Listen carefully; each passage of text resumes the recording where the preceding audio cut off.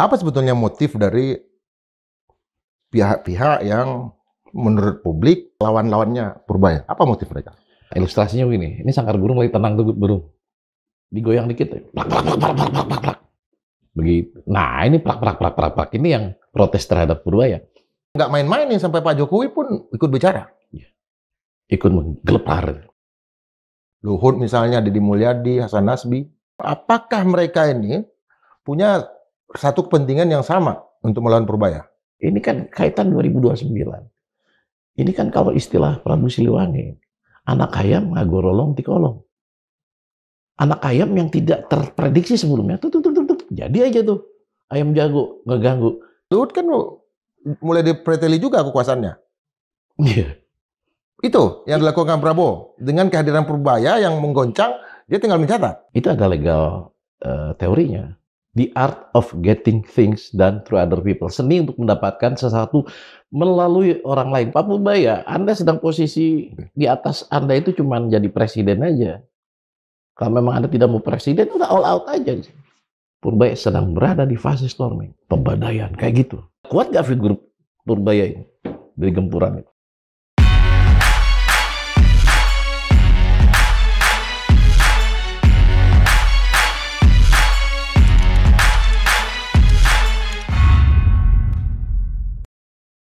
Sobat Madilog, hanya dalam putaran belum 2 bulan, kehadiran Menteri Keuangan Purbaya Yudi Sadewa itu bukan saja memunculkan memorabilia di publik, belum sampai histeria ya,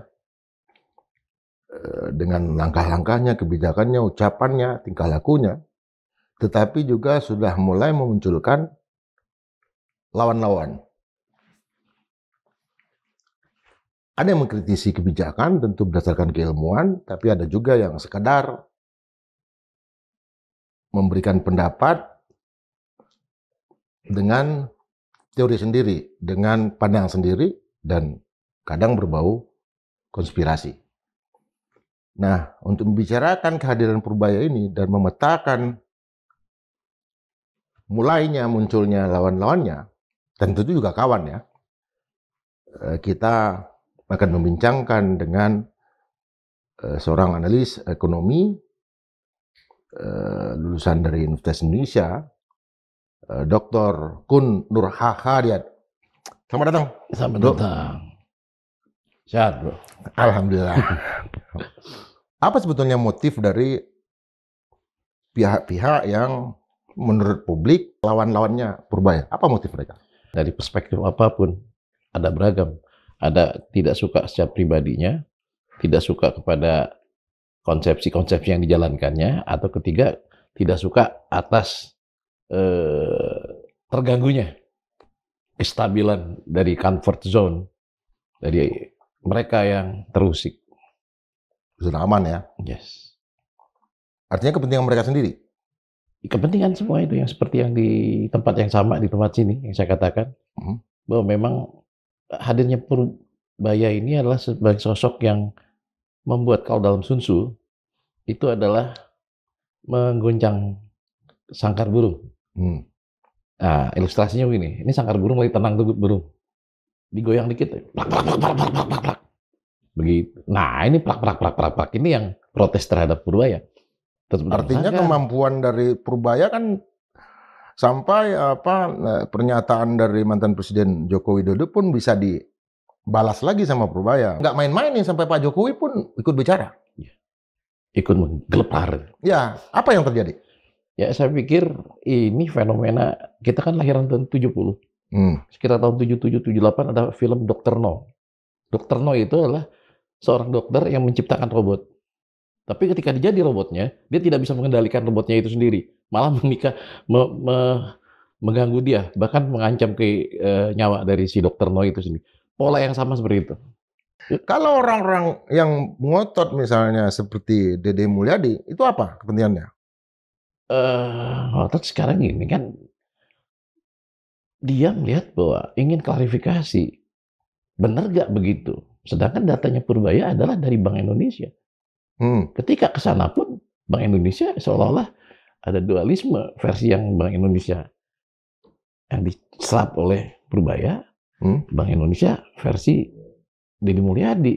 Nah, saya nggak tahu di situ tuh kenapa ada perbedaan data begitu. Tapi dengan bahasa yang bombastis bahwa kalau Puma ada itu berarti sekdanya akan mundur katanya. Apa ada ketergangguan terhadap misalnya popularitas atau? Kan indikator kesuksesan pemimpin dalam perspektif ekonomi adalah bagaimana dana-dana yang ada terserap melalui government expenditure. Itu yang dikatakan Purbaya kan? Iya. Dan selama ini prakteknya kan nggak begitu? Iya, data. Dia kan bilang data. Jadi saya izin, bukan bela Purbaya. Karena saya sebagai seorang ekonom juga melihat bahwa data ketemu data. Purbaya itu ibarat komputer. Garbage in, garbage out. Nah, ketika garbage-nya yang masuknya bukan garbage, anggap ya yang keluar pun bukan garbage. Nah, sekarang datanya masuk seperti itu, ya diomongin lah. Nah, berarti jangan salahkan Purbaya dong. Salahkan datanya. Gitu. Jangan digiring-giring ke arah politik, jadi ekonomi politik. Kita ini disusul basi dengan selalu berlindung di balik politik. Berlindung di balik ekonomi. Padahal sebetulnya untuk menjaga citra, menjaga image buat pro rakyat dan sebagainya. Sedangkan Purbaya ini saya lihat itu adalah dia sangat selalu mengedepankan data. Nah, perihal nanti datanya salah ya jangan Purbayanya dong. Supplier datanya itu. Ya. Ketika ya misalnya kita perlu sebut ini sama-sama di Prowi, Hasan Nasbi, apa yang kun lihat? Hasan Nasbi. Ya. Hasan Nasbi.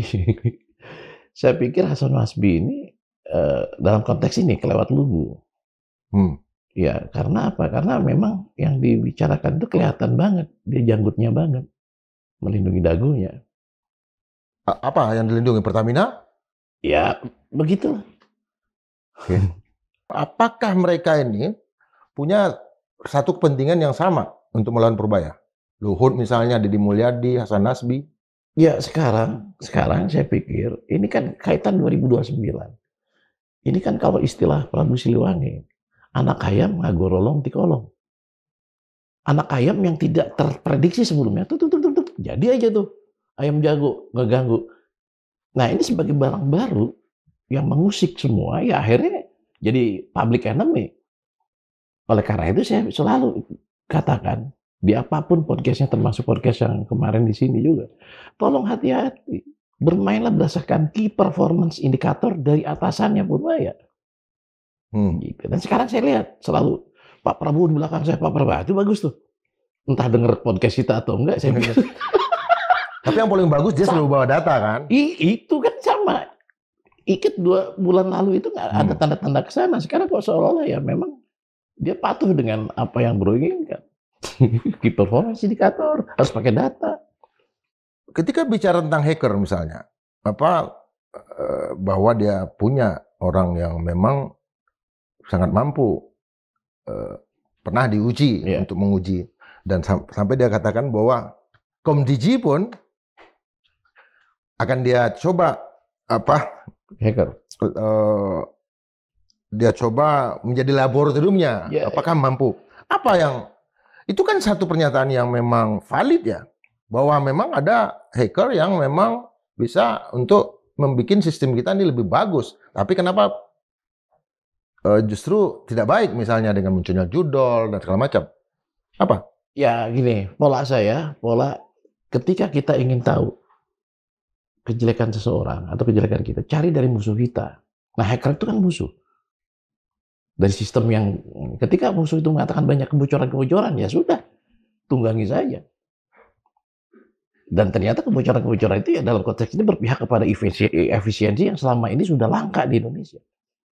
Ya, maksud saya begini, apakah Purbaya sedang melihat tidak kompetennya pihak yang memang berurusan dengan katakanlah IT misalnya, dengan dia mengatakan bahwa dia punya hacker yang bisa melihat kelemahan sistem yang digunakan oleh penyelenggara negara gitu. Saya seandainya ahli internet itu sangat malu begitu.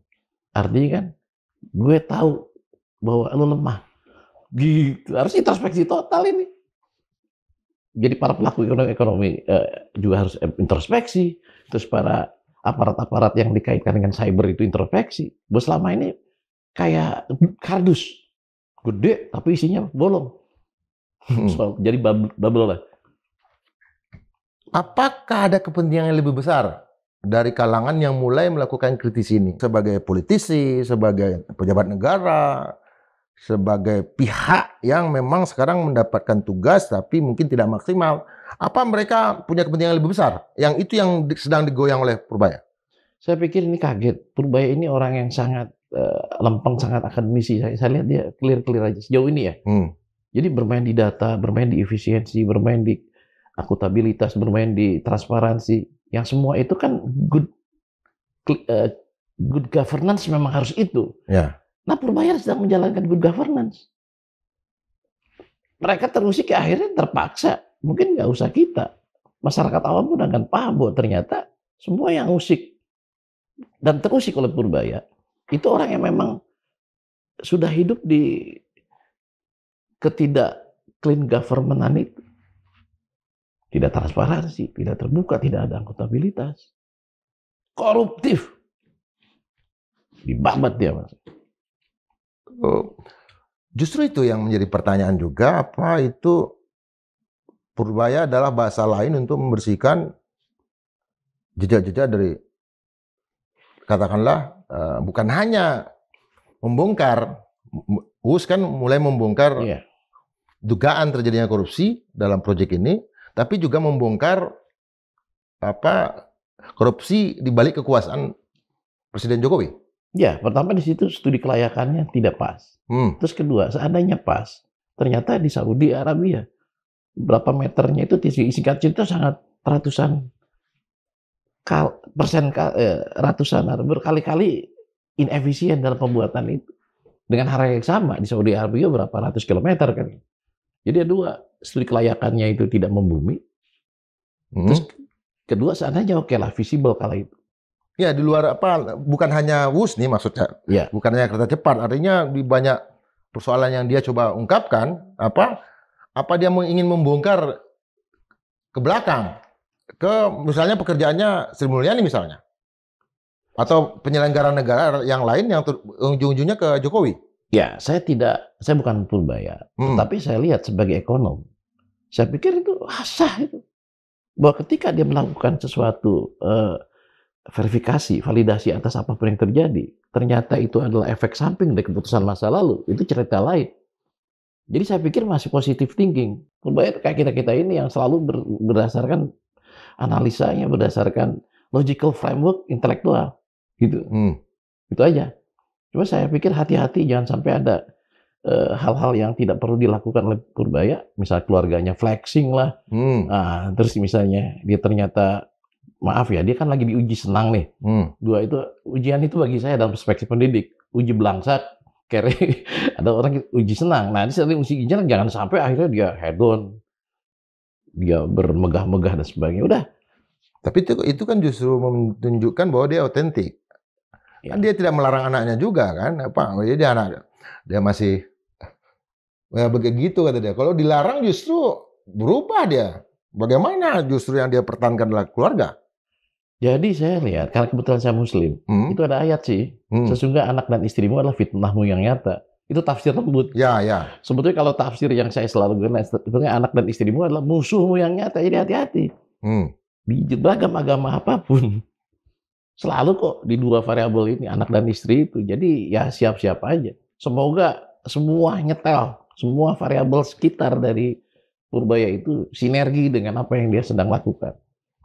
Menuju Indonesia lebih baik. Membersihkanlah intilah. Indonesia lebih baik saya nggak itu terlalu bombastis. Menuju kepada efisiensi yang selama ini harusnya efisiensi, ternyata enggak. Minimal itu. Kalau kita lihat gelombangnya nih, semakin banyak yang dikerjakan oleh Purbaya, semakin positif, berarti dia akan semakin banyak lawan. Yes.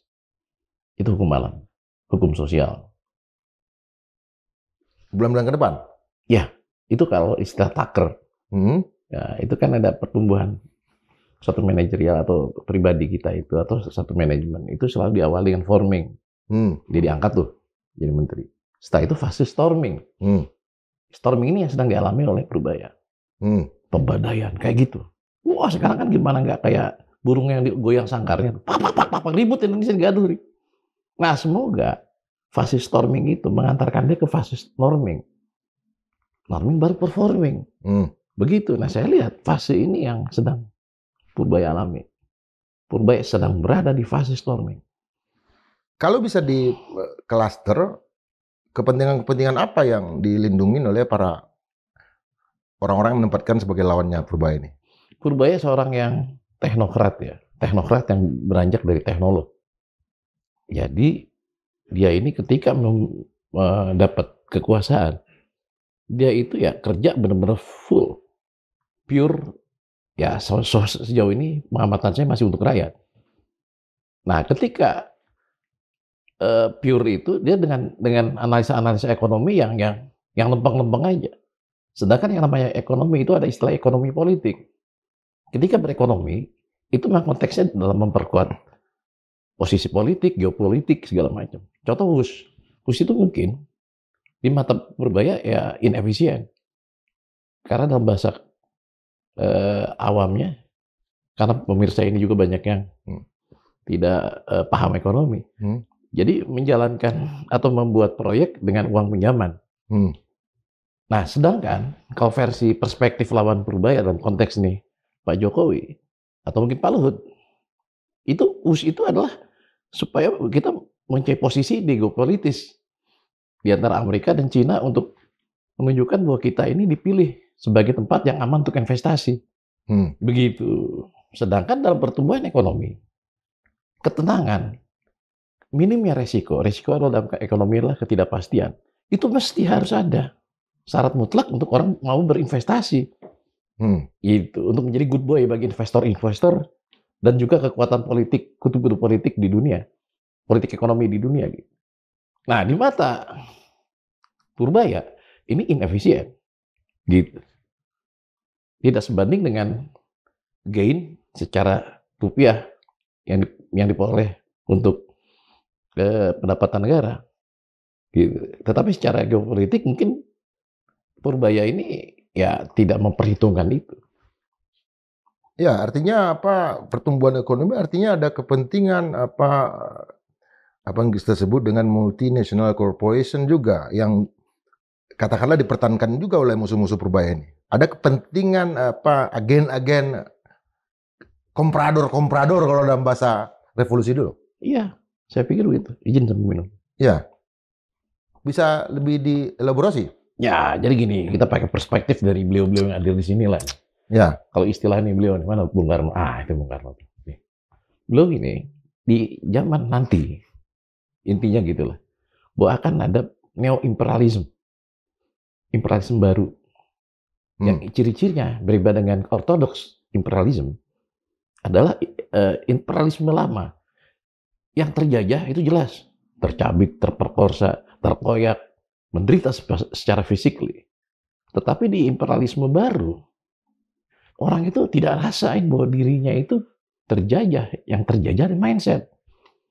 Gitu. Nah, dalam konteks ini, jadi ternyata penjajahan itu berubah.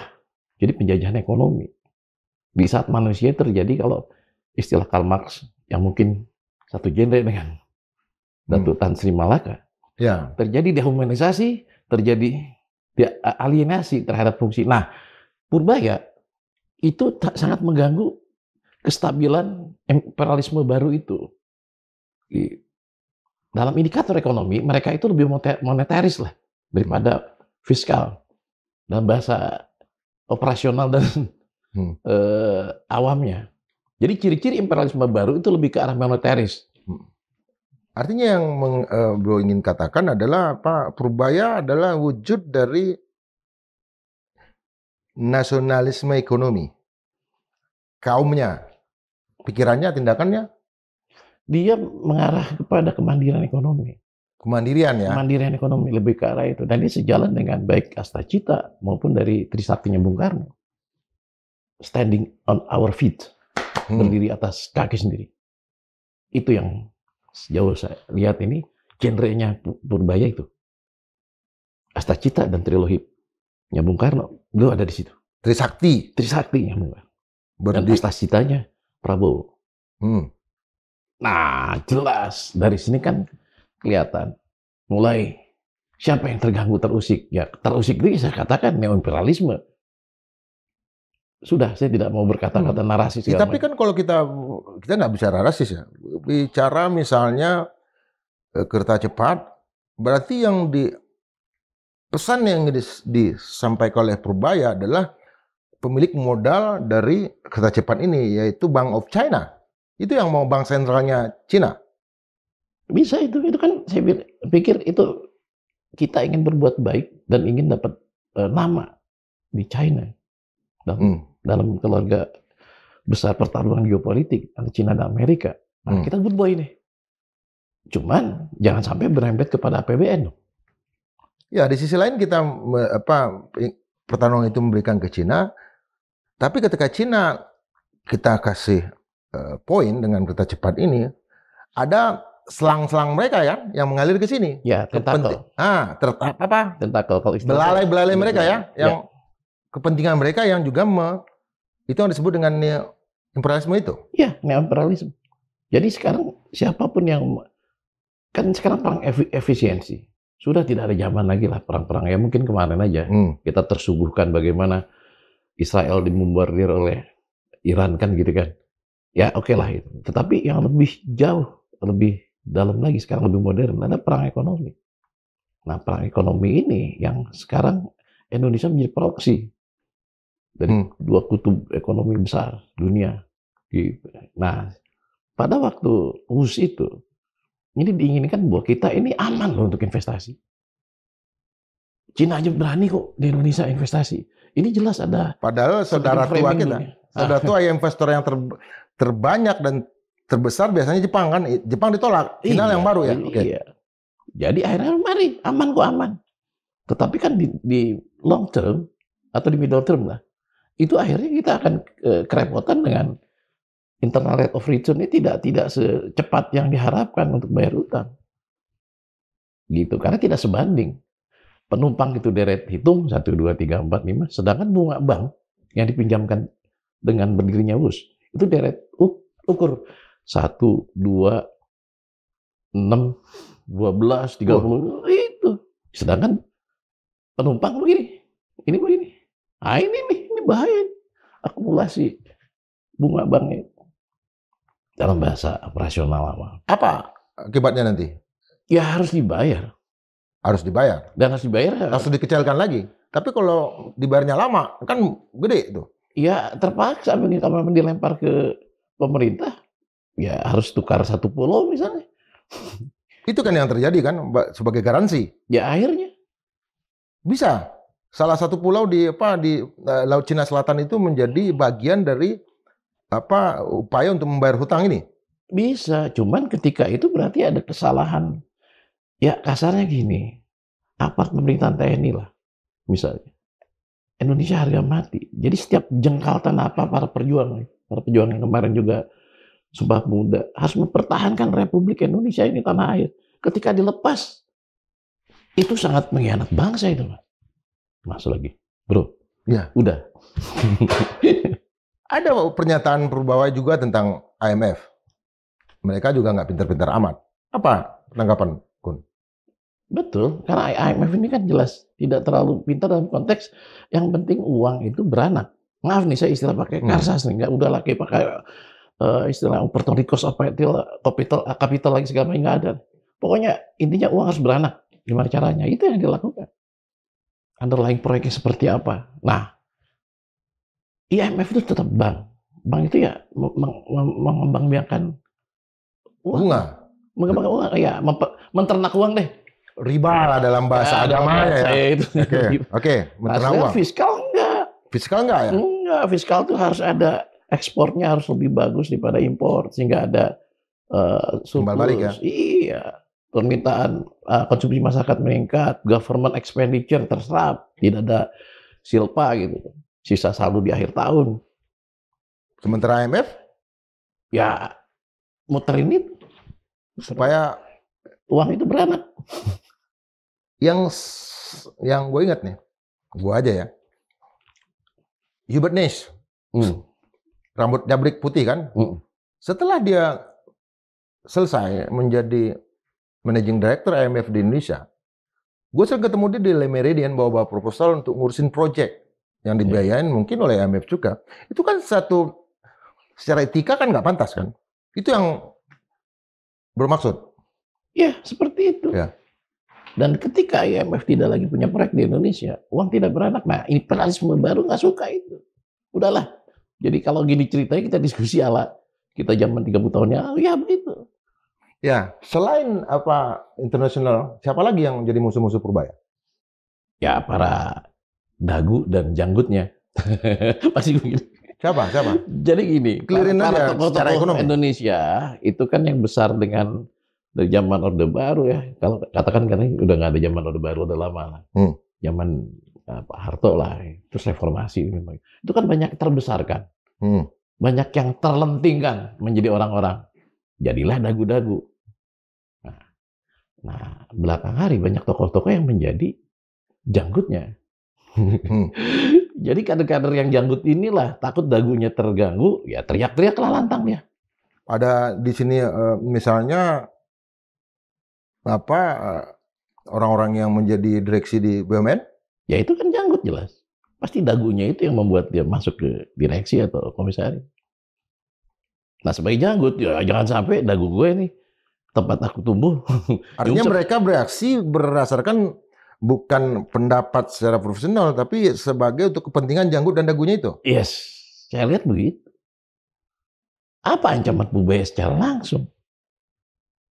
Selain dari kekhawatiran yang mengamankan posisi-posisi itu.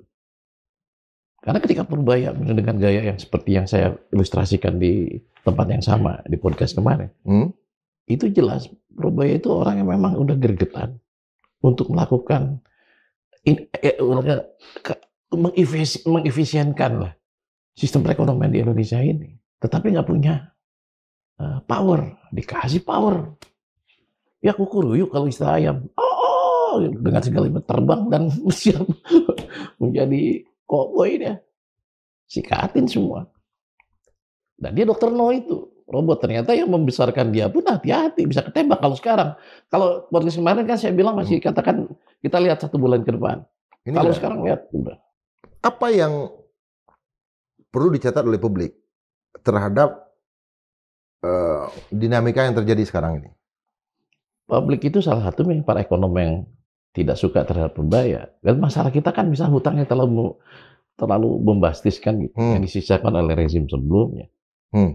Tolong jangan asik dengan melakukan tanda petik solusi-solusi yang seolah pencitraan. Pikirin nih dana utang-utang Indonesia ini bagaimana gitu ya, sebut aja Pak Didi Rahmini dan sebagainya bilang begitu. Ngapain ribut dengan ini? Ini utang ngapain? Tapi saya pikir itu penyelesaiannya itu dilakukan dengan ini terlebih dahulu gitu. Dari sini yang saya pikir kenapa buru-buru untuk menyelesaikan hutang? Gitu. Ini sudah bagus. Minim dari sini sentimen positif ke seluruh para pelaku masyarakat maupun pelaku ekonomi. Serta dunia akan melakukan, ini Purbaya sedang pembersihan. Bagi saya ini harusnya menguatkan posisi Pak Prabowo bahwa memang ada niat yang sungguh-sungguh untuk merealisasikan paradoks Indonesia itu. Lewat ini, figur satu ini, fenomenal ini. Artinya dia akan banyak melakukan proses pembersihan juga, atau apa? Ya pembersihan ini sebetulnya lebih ke arah meminta semua sistem perekonomian dan semua roda pemerintahan berjalan secara efisien. Saya selalu ke sana kok, sebagai background saya ekonom ya. Saya sangat mengabaikan faktor-faktor yang analisanya penuh multitafsir. Jadi Purbaya ini ingin efisien sudah. Padahal efisiennya itu ternyata tidak efisien sehingga itu adalah efek dari keputusan masa lalu. Atau para pelakunya itu tidak mempunyai sifat yang mindset positif, tidak mindset Pancasilais. Tapi mindset tikus atau tukang korupsi. Ya itu yang terjadi. Salah satu programnya terpentingnya Pak Prabowo pun diganggu ya, MBC ya. Artinya Purbaya dan balik dana lagi kan 70 triliun kan. Selama ini kan seolah-olah nggak boleh diganggu, tapi bisa juga menciptakan korupsi kan. Ya. Nggak boleh diganggu kata Luhut kan. Ya. Nyatanya balik. Berarti Prabowo sangat melindungi Purbaya.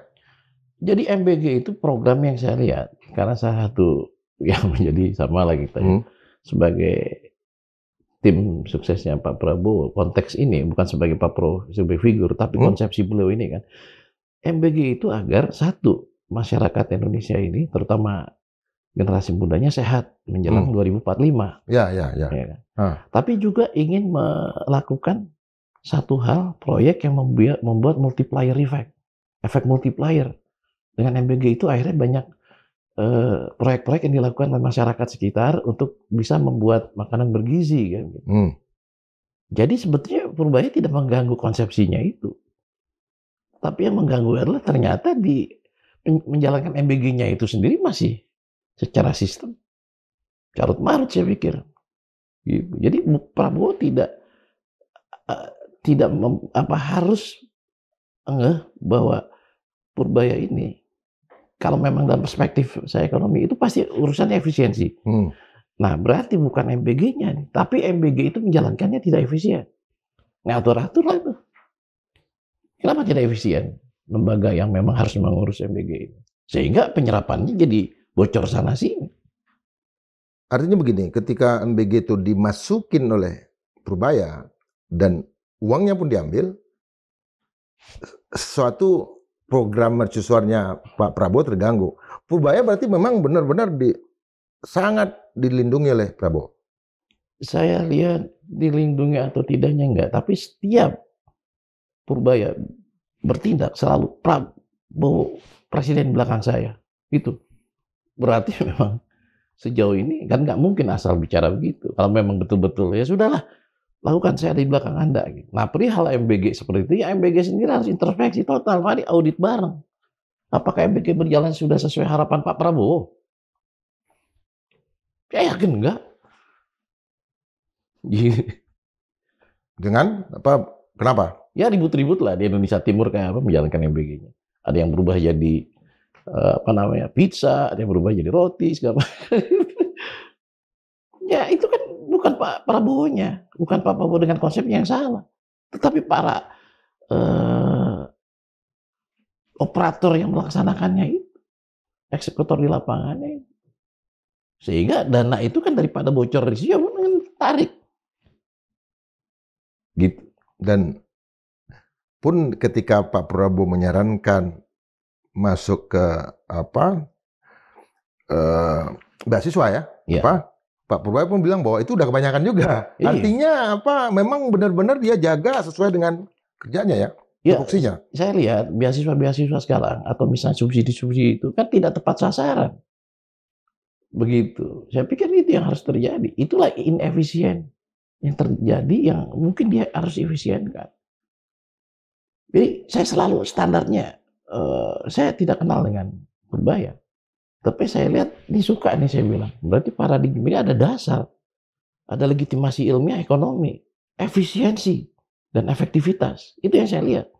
Perihal efisiensi, efektivitas nanti ada belepetan efek domino. Jadi mengganggu kekuasaan atau orang yang hidup dengan keteraturan. Ya kan? Dengan sekarang pajak bisa dibatik gitu ya. Tolong pajak dibatik segala macam. Biaya cukai juga sama. Oh keganggu banget ini.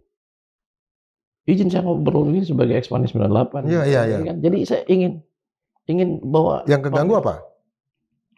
Ada orang yang hidup di suasana ketidakteraturan gitu. Ya itulah yang dilakukan oleh para Purbaya ini. Dengan misalnya banyak orang-orang di bawah dia biaya cukai pajak dilakukan hukuman-hukuman kuratif sifatnya. Gitu. Contohnya? Ya dipecat ya? Dipecat itu. Termasuk dengan dia masuk melakukan sidak ya? Iya, dan itu sekali lagi bukan karena dia ingin mengungkit-ungkit kesalahan masa lalu, tapi inefisien. Disumpahkan untuk tidak koruptif, disumpahkan untuk menjalankan merit system. dalam paradigma ekonomi, kalau tidak merit system, ya itu boros, bocor. Seperti Pak Sumitro, bapaknya Pak Prabowo katakan, sampai 30% kan. Nggak kurang rapi apa zaman, nah itu Pak Harto. Di situ ada dosen-dosen FE yang masih sangat efisiensi banget berpikirnya, efektivitas. Ya terbocor, apalagi di saat seperti ini. Ada tentara lagi. Ya. Itu masih bocor 30%, apalagi sekarang. Ya wajar lah. Jadi sangat hati-hati, jangan sampai uang yang ada ini udah lagi sangat terbatas. Terus bocor juga gitu. Ketika Purbaya melakukan ancaman bahwa akan ada penangkapan-penangkapan, itu apa penjelasannya? Ya tangkap saja. Karena memang tapi harus terbukti. Jangan sampai tidak terbukti. Makanya di sini Purbaya ini harus dibantu oleh kejaksaan, aparat-aparat polisian. Jangan sampai justru aparat lembaga-lembaga itu malah juga terganggu ya gitu masalahnya. Di sini Pak Prabowo harus benar-benar harus berdiri sebagai kepala negara, bukan sebagai kepala pemerintahan. Ansih. Gitu. Pak Prabowo ini sebagai bapak bangsa yang harus sekarang terus jeli. Contohnya apa? Bahan garmen impor. Ya sekarang bahan garmen impor. Sekarang banyak, maaf ya, dengan adanya barang bekas itu yang itu lagi. Satu setel celana jeans saja misalnya 80.000. Harga pokok produksinya berapa? Ya terus yang existing misalnya di Tanah Abang, terus di Bandung ada pasar-pasar tertentu. Ya itu tutup itu dong, ya gulung tikar dong. Kan di dalam perspektif ekonomi ada 3 supaya kita menang itu dalam bisnis adalah price kompetisi. Harga mereka itu barang-barang impor kan sangat rendah sekali, ya kalah lah price kompetisi. Nggak laku sudah produk asli Indonesia. Terus kedua non price kompetisi, ya kan. Ketiga economics of scale. Price itu harga ya? Price. Kompetisi harga ya? Iya, dengan banyaknya barang-barang yang sangat murah dari luar negeri ke kita ya sudah ibarat perang udah babak belur kita ini. Dari sisi harga? Dari segi harga. Dari segi non harga apa? Price kopinya kualitas. Nah kualitas di Indonesia ini kan sendiri di UMKM misalnya. Kebetulan kan saya salah satu pembina juga di Kota Bogor UMKM. Itu sangat harus didongkrak gitu.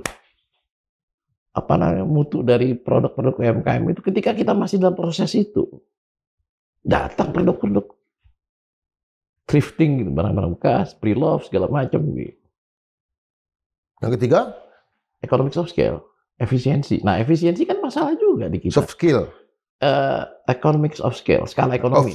Skala ekonomi apa tuh penjelasannya? Penjelasan ekonominya adalah kita suka barang kompetisi harga sama, tapi kita supaya tetap ada profit margin, sumber dayanya atau faktor produksinya atau bahan pokoknya atau bahan bakunya cari yang paling murah gitu. Contoh kalau kita bisnis nih, ya bisnis misalnya kita jualan baju, jangan di toko di pasar-pasar yang sudah pasar biasa, cari dong ke grosir. Nah itu economics of scale. Nanti dari sana kan ketahuan siapa yang bermain ya. Artinya bukan mau ngejar Menteri Perdagangan era lalu siapa segala macam bukan. Ya enggak lah, kata Pertalite ya cuma 6.000 dijual 11.000 kan itu economics of scale-nya jelas. Enggak, kepentingan orang, ya. Iya, artinya itu bukan untuk siapa Pertamina di belakangnya selama ini, enggak. Itu hanya tetap membongkar economics of scale, non price kompetisi dan price kompetisi, 3 itu kok. Obrolan kita apa keluar dari situ Purbaya? Saya pikir enggak. Sangat pasti rasional ya yang dia lakukan. Jadi musuh-musuhnya ini datang dari mana?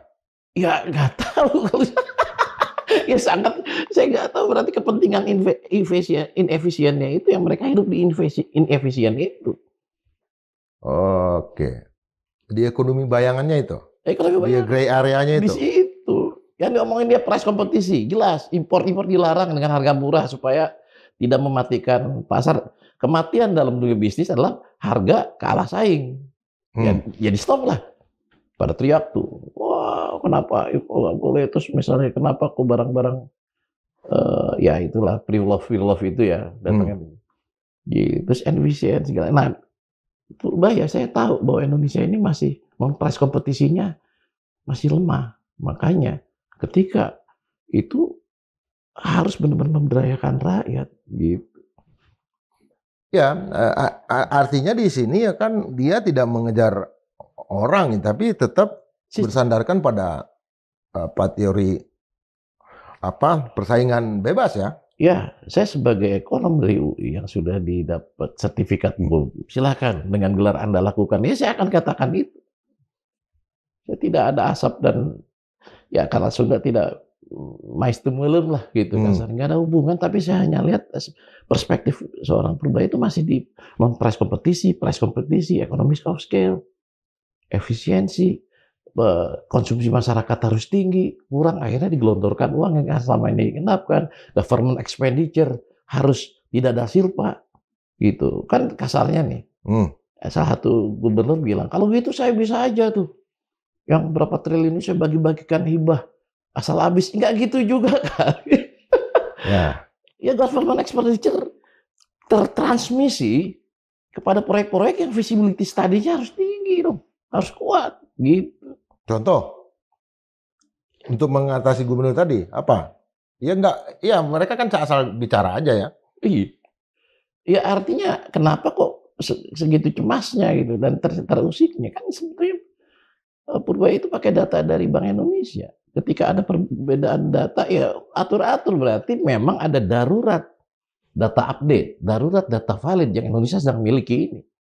Tolong BPS dan Pak Prabowo perhatikan ini, data kita harus sinkron antara kementerian dengan kementerian.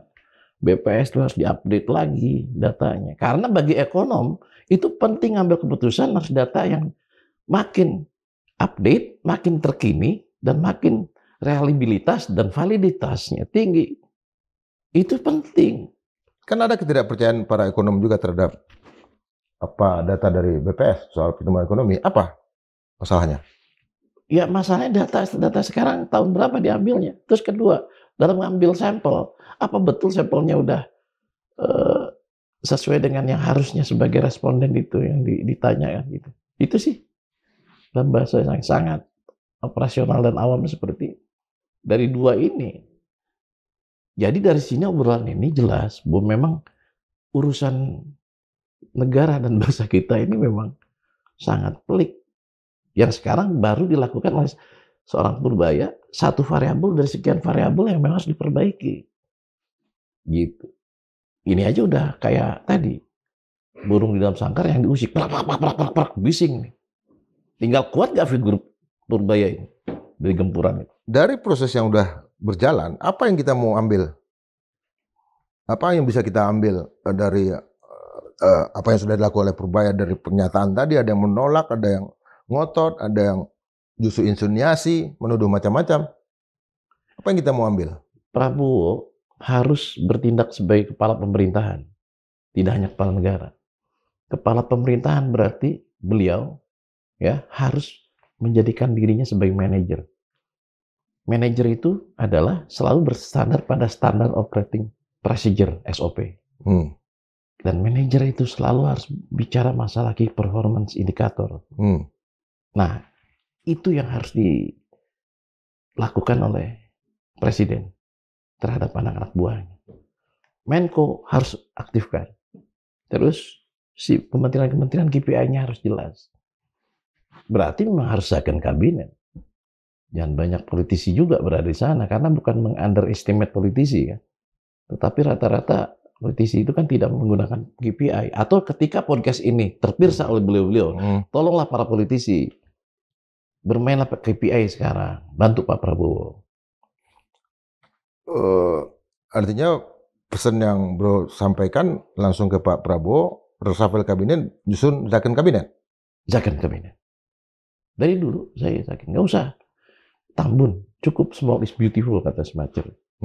Tetapi second kabinet, orang-orang emang ahli di bidangnya. Dan menghadirkan orang-orang seperti Purbaya lagi? 1-2 Purbaya yang berikutnya? Itu maksudnya? Iya kata Bung Karno kan, beri aku 10 orang pemuda akan kugoncang dunia. Jadi orang benua itu ada berapa benua nih sekarang? Ya kan? Jadi 10 itu bagi-bagi lah. Jadi satu benua ada 2 orang kayak Purbaya. Jadi 1 pun cukup sebetulnya kalau pakai matematik sederhana begitu. 1 pun cukup ya. Tapi minimal 3 ya. Minimal kalau 3 udah bagus. Apalagi dukungan dari atasan langsung. Cukup ini.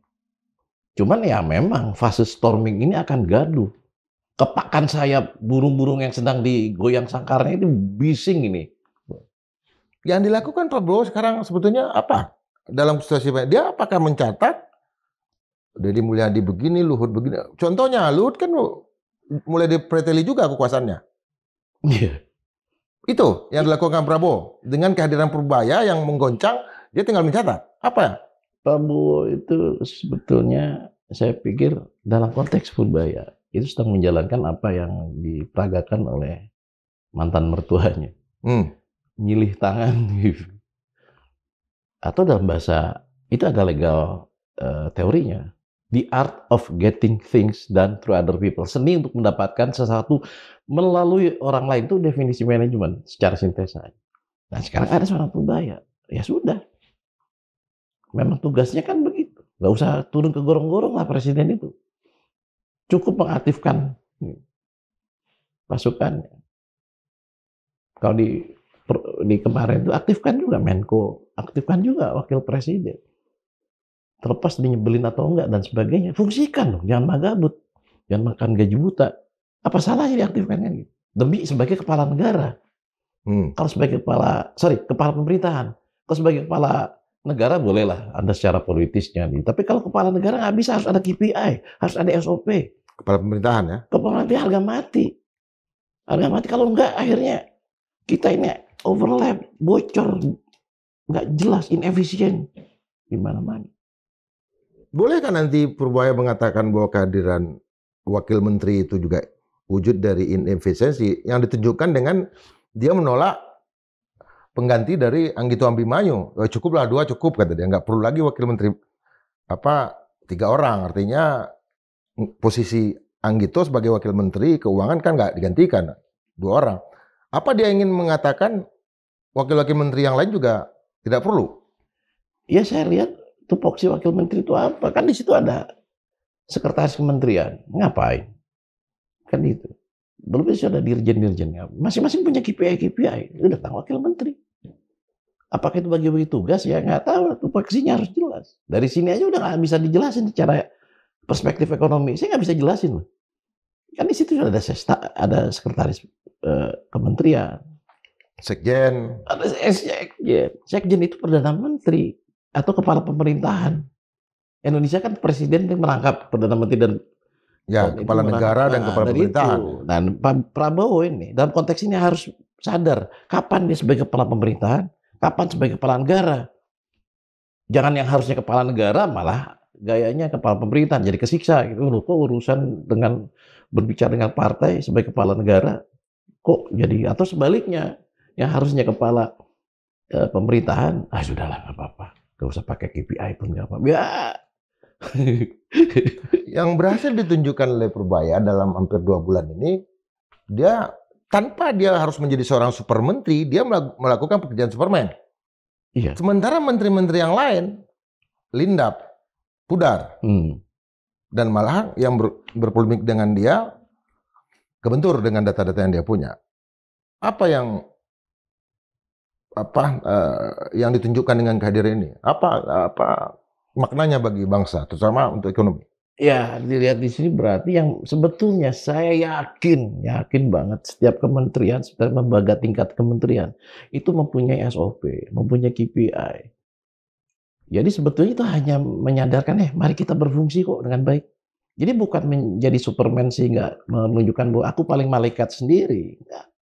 Berarti selama ini belum ada tersadarkan bahwa harusnya seperti gue loh, seperti ini. SOP ada, sekretaris. Undang-undangnya ada. Undang-undang ada. Undang-undang kurang rapi lah. General, undang-undang spasial ya. Iya.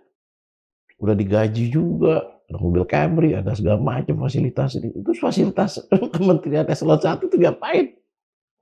Kalau ternyata KPI nggak pernah diutak-utik, SOP nggak pernah dia kontrol dan berjalan apa enggak. Sebetulnya itu sih sebetulnya kehadiran Purbaya di mata saya.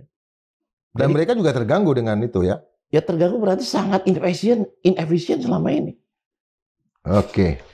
Logikanya begitu ya, karena mereka nyaman di comfort zone, di zona yang nyaman, inefisien dan segala macam, muncul Purbaya yang bekerja menyadarkan bagus. Kembali bahwa kita harus efisien. Itu sebatas itu kok.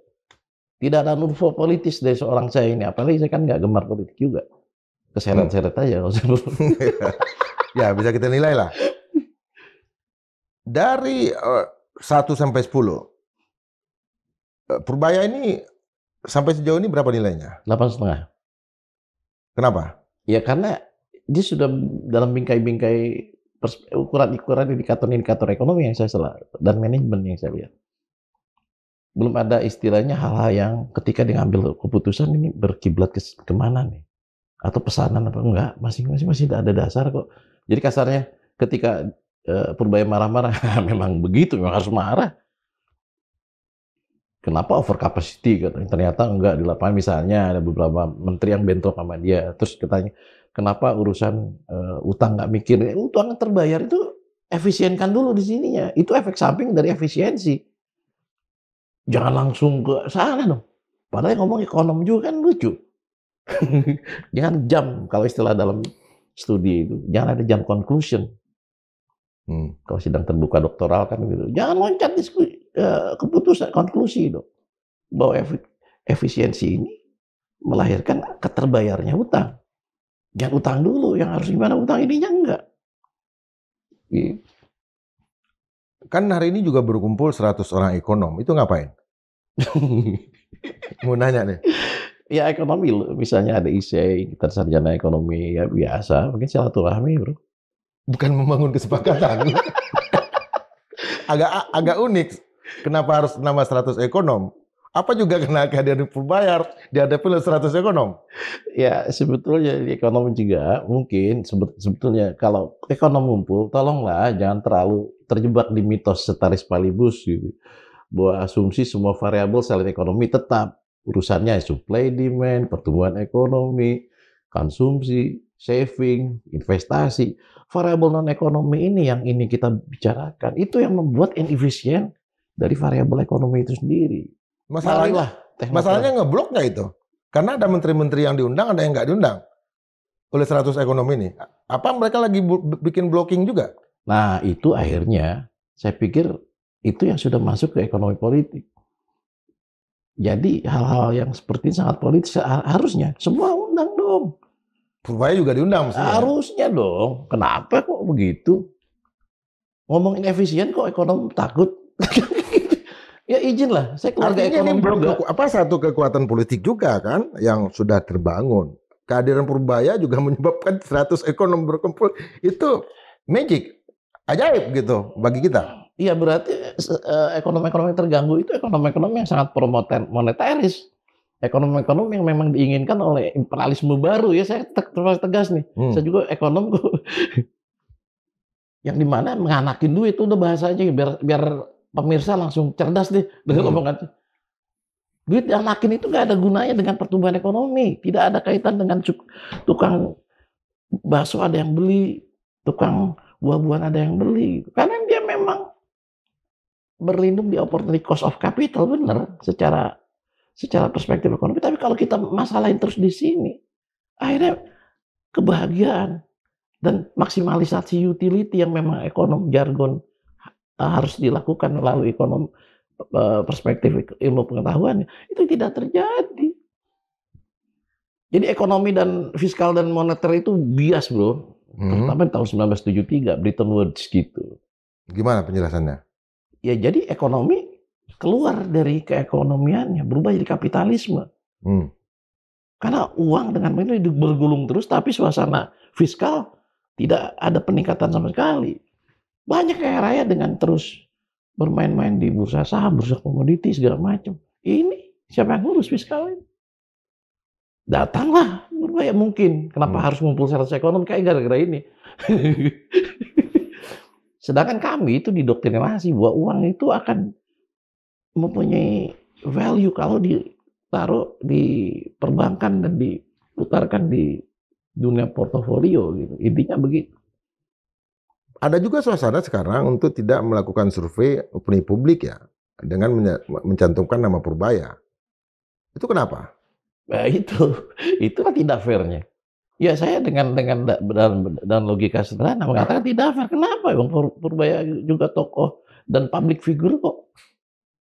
Apa ini kaitan 2029 kan begitu saya. Dia juga nggak butuh-butuh amat ya. untuk Iya. untuk terpilih, untuk elektabilitasnya tinggi. Ya, begitu ya? Iya, Pak Purbaya, Anda sedang posisi di atas Anda itu cuma jadi presiden aja. Kalau memang Anda tidak mau presiden, udah all out aja. Jadi kalau Konfusius katakan dulu, hiduplah jadi laron Pak Purbaya. Laron ketika melihat api lilin, sudah devotion aja sudah ke api itu. Terbakar sekalian. Terbakar sih kalau memang sudah nemuin passionnya, kan belum suka katakan, usia saya sudah tidak muda lagi. Apa yang beresin lah bantuin Republik ini. Atau jadi kunang-kunang ya? Jadi kunang-kunang gak jelas. Kalau kita kan jadi kunang-kunang. Sudahlah, ini ada api. Indonesia memerlukan Anda. Posisi Anda sudah menteri. Ngapain juga kan selain menteri apa sih? Kalau untuk presiden, wakil presiden kan variabel politisnya tinggi. Kalau enggak ya sudah, puncak Anda tertinggi adalah di menteri. Udah all out aja. Hati-hati dengan anak dan istrimu. Karena saya Muslim. Mungkin di ajaran agama lain pun sama. Lucifer, kedagingan. Kan gitu, hati-hati. Oke, bro. Oke, bro. Siap. Sobat Madilog, saya terpaksa agak berdiskusi seperti ngobrol tadi sama Kun ini karena memang satu klaster ya. Dan dia tidak menunjukkan kesedihannya, kepedihannya sebagai alumni UI dengan tidak dipegangnya lagi lah banteng oleh alumni UI. Tapi seperti dia mengutip tadi Laron itu, kita juga bisa mengutip Syahrir ya. Jadilah lilin ya. Lilin menerangi dunia dengan membakar dirinya sendiri. Artinya memang kehadiran Purbaya mau dikatakan memiliki agenda apa segala macam, cukup memberikan pencerahan terutama dalam nalar ekonomi kita.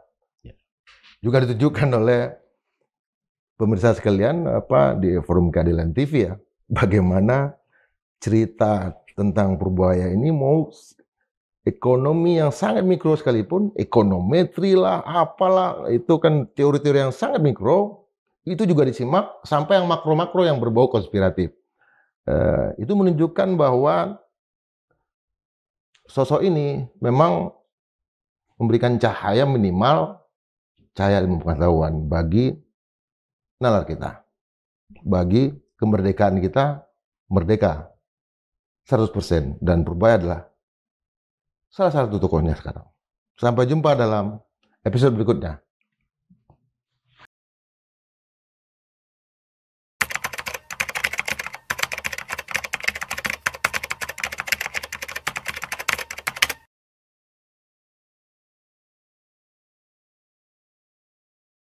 Thank you.